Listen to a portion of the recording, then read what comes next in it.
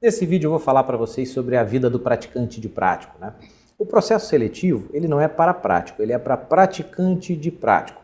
Então como é que funciona? Depois que ao final da última etapa do processo seletivo, o candidato ele é distribuído para uma determinada zona de praticagem, né? Quando ele for chamado para aquela ZP, ele se apresenta na Capitania dos Portos, recebe o seu certificado de praticante de prático e aí então ele inicia o chamado estágio de qualificação de praticante de prático, né, que normalmente dura um pouco mais de um ano.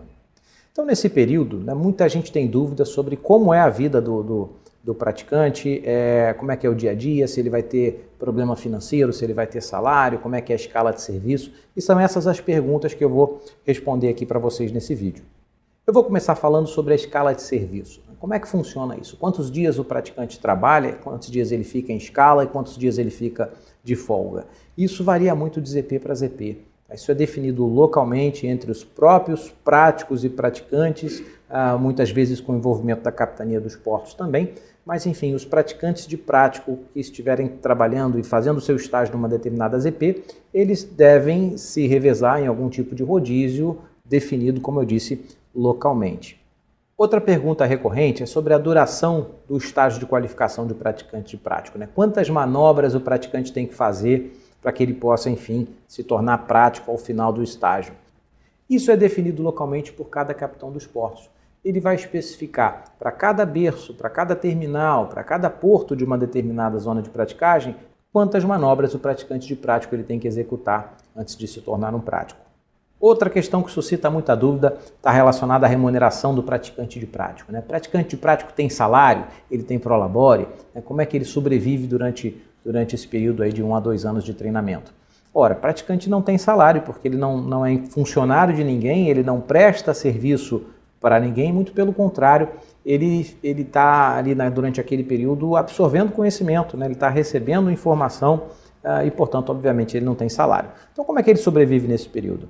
Os usos e costumes, né, a praxe, é que os práticos das EPs, eles se cotizam, eles se juntam para dar um auxílio financeiro para o praticante, para que ele possa se concentrar durante o estágio somente em aprender a manobrar navio, em aprender a fazer a navegação de praticagem e não tenha que se preocupar tanto com questões financeiras. Então, os práticos, eles normalmente dão uma ajuda de custo, uma doação, às vezes é parte doação, às vezes é um empréstimo com um juro subsidiado ou um empréstimo sem juros.